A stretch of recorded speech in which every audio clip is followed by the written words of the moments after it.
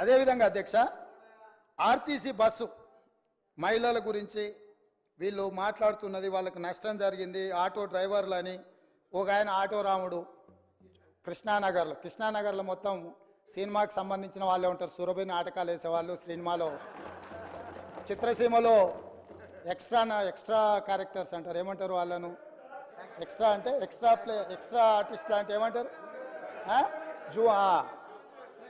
Junior ఆర్టిస్టులు కృష్ణానగర్లు ఉంటారు.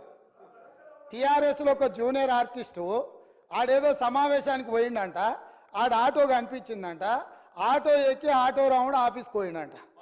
మళ్ళీ దాంట్లో మాత్రము లోపల కెమెరా పెట్టిరు అధ్యక్ష, ఆయన ఎక్కింది దిగింది షూటింగ్లు చేయడానికి. ఏంది అధ్యక్ష ఈ డ్రామా? ఏంది డ్రామా?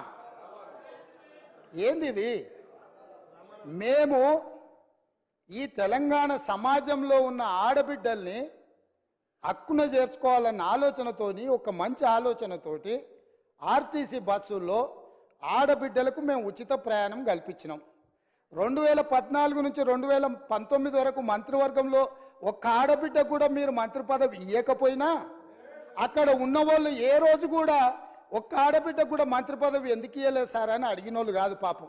ఎందుకంటే అడిగేంత సాహసం చేస్తే వాళ్ళకి ఆ ఉండే ఉద్యోగం కూడా ఉండదన్న సంగతి వాళ్ళకి తెలుసు. కాబట్టి వాళ్ళు మంత్రి పదవులు ఇవ్వకపోయినా కోట్లాది మంది ఆడబిడ్డలకు మా పొన్నం ప్రభాకర్ గారు మేము మొదలుపెట్టిన బస్సు ప్రయాణాన్ని టోటల్గా ఆడబిడ్డలందరికీ కూడా చెప్పి ఉచితంగా బస్సు ప్రయాణం ఇస్తే దాదాపుగా అధ్యక్ష ఇప్పటి వరకు 15,21,00,00,000 ప్రయాణాలు ఆడబిడ్డలు ఉపయోగించుకున్నారు.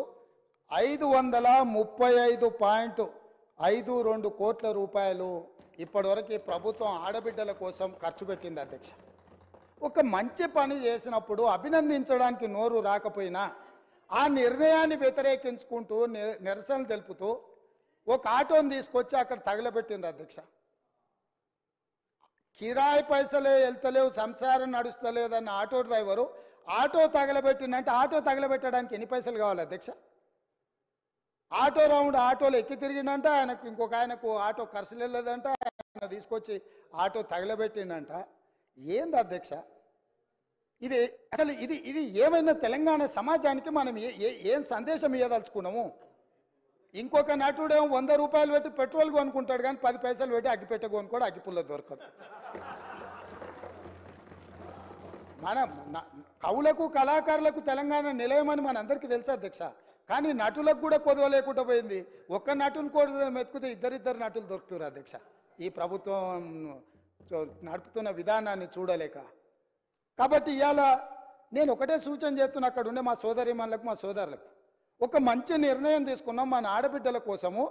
దానివల్ల ఆదాయం కూడా పెరిగింది.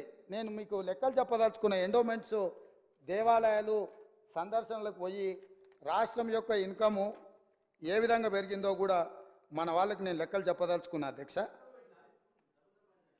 ఆడబిడ్డలు బస్సు ప్రయాణాన్ని ఉపయోగించుకొని ఎక్కువ దైవ దర్శనాలు చేసుకోవడం వల్ల దేవాదాయ శాఖ యొక్క ఆదాయము నవంబర్లో, అంటే ఉచిత బస్సు ప్రయాణం లేనప్పుడు దేవాదాయ శాఖ ఆదాయము 49.28 కోట్ల అధ్యక్ష.